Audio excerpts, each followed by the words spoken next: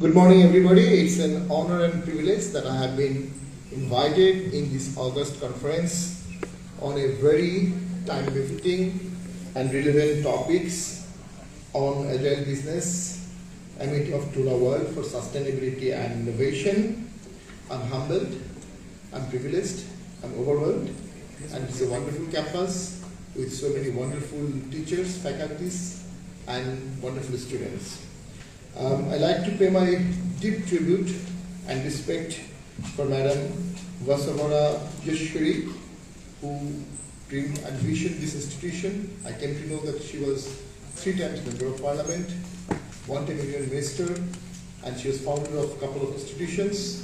A long days back, and as a politician, as an entrepreneur, I show my deep respect for this great lady. Of course, I'm a Member of Parliament for the 2nd time. I can say I'm one of the 50 youngest parliamentarians in my country. And I'm the 2nd tallest Member of Parliament in my country, out of 350 Member of Parliament.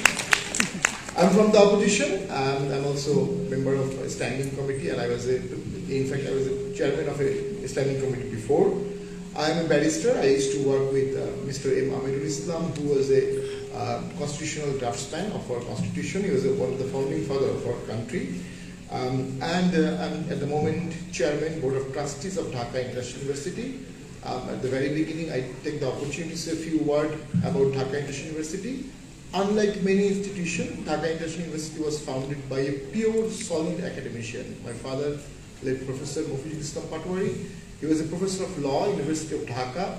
He was alumni of London School of Economics and Political Science and School of Oriental and African Studies.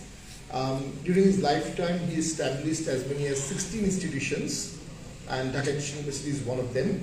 At the moment, we have around 10,000 students and about 12 departments and 300 more or less faculties. So it's a growing university, comparatively new university, started in 1994. So we're looking for more partnership, more collaboration. And as a parliamentarian, I speak many times in parliament. I'm a very vocal parliamentarian, known in my country.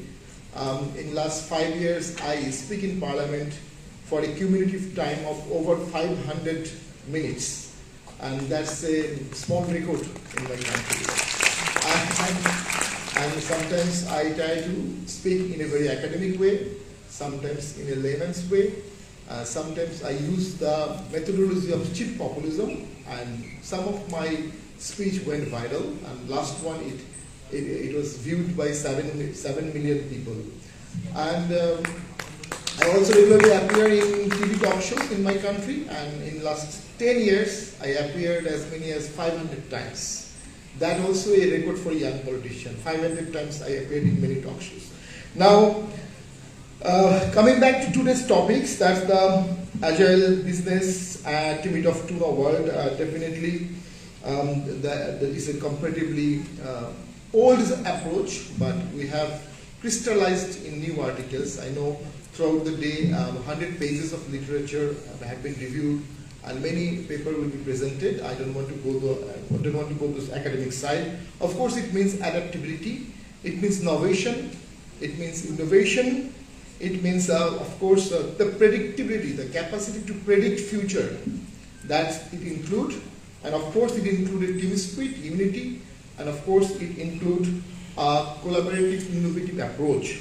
Without these things, definitely, no business can sustain, but in modern days, in particular after COVID and after the digital transformation, i.e. the 4th Industrial Revolution and the 5th Industrial Revolution, i.e. artificial intelligence, and after the 3rd IT revolution, definitely the business approach changed a lot, and it is important that entrepreneurs and employers and employees, they get adapted with this new approach. And the tuna include transparency, user centricity, nimbleness, and adaptability. These 4 criteria we must have. And the 3 core principles or pillars of Agile Business: T for transformation. We must have a transformative mode at all time. We need unity. We need partnership. we need collaboration, we need connected world, connectography. The philosophy of connectography must be inbuilt in this business model, of course. And it needs diversity, and it must include inclusiveness. And also navigating complexities, so that we can travel with different disciplines and different areas, different types of business we have to include in this model.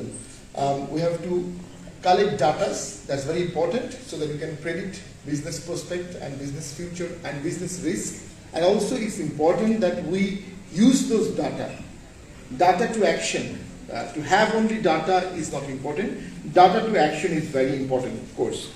And also, in this world, we have to be strong enough, like the tuna fish, who really have the sustainability capacity amid different turbulent situation. And one commentator says, in a world that is rapidly changing, we often find ourselves swimming in a sea of challenges akin to the vastness of the ocean. Much like tuna, agile business must navigate through turbulent waters, not only to survive, but to thrive in a constantly evolving environment. That is important for this modern. And one strategist, Johann Maria Clausewitz, he is a German philosopher. He says, whenever you plan for a war, you have to also plan for friction of war. That is, you have all the capacity to win the war, but during the war you will face some new situation which you never contemplate. That is known as friction of war. And this agility business also must contemplate this friction of business, friction or conflict of business. You must contemplate, like COVID, no one predicted COVID, but it came and it changed everything, the nature of business, the type of business, the economy, everything. And the whole world is now divided into two types of business. Businesses that survived amid COVID, businesses that failed to survive during COVID. And the number is higher, the businesses which failed to survive. And also, the world is divided into two types of business. Businesses which can really cope with the digital transformation, like many things. Business which failed to cope with digital transformation. When I was a young boy like you, we used to see VCR, we used to use audio tape, we used to use videotapes. Those are now into the museum. I have read somewhere, the factory of Konka is now the railway garbage station. It's no longer a factory anymore because they can sell their product. Nokia, when I was a young student like you, when I first go to London in 2002, I've seen 9 out of 10 persons using Nokia mobile.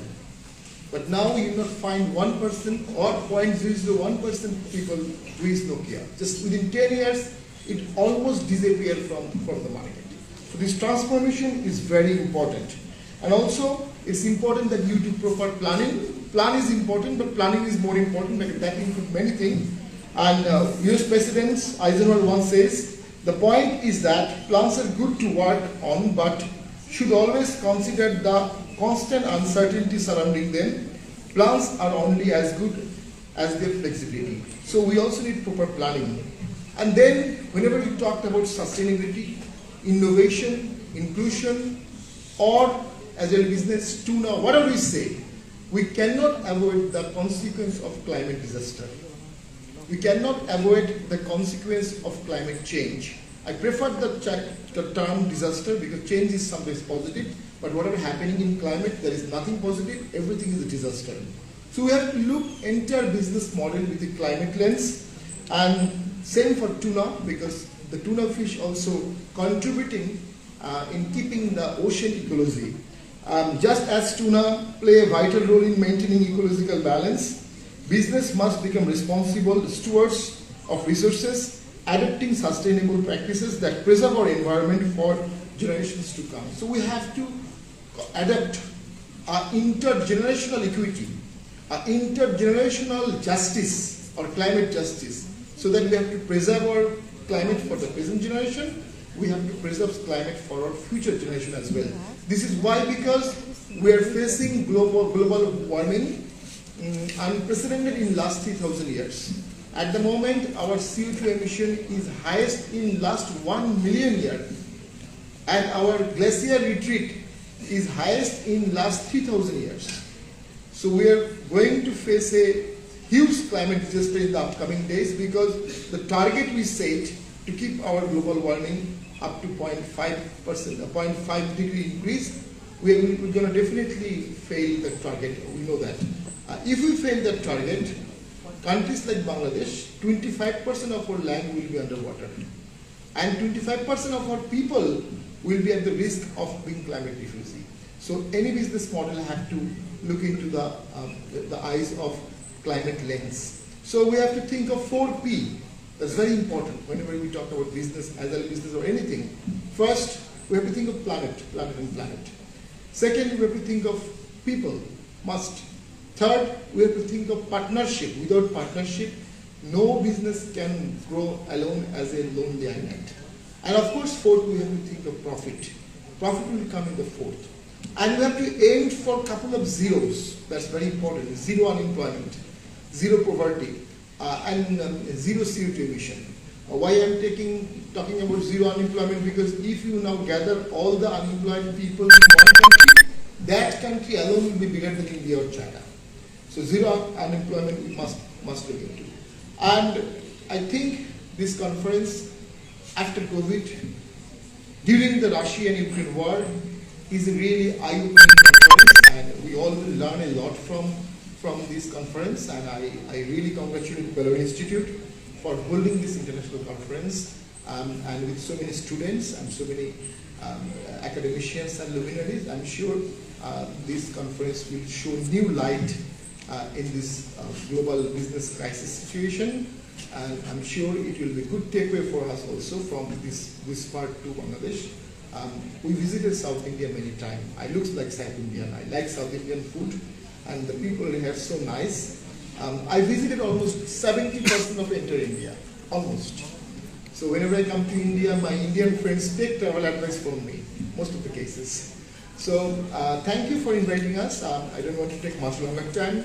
I'm from Bangladesh, as you know. How many of you know about Bangladesh? How many heard of Bangladesh? Raise your hand. Very good. Everybody knows Bangladesh has some sui generis unique feature. First, it is heavily, densely populated. Second, it is the second largest Muslim country in the world. Third, is the largest delta of the world.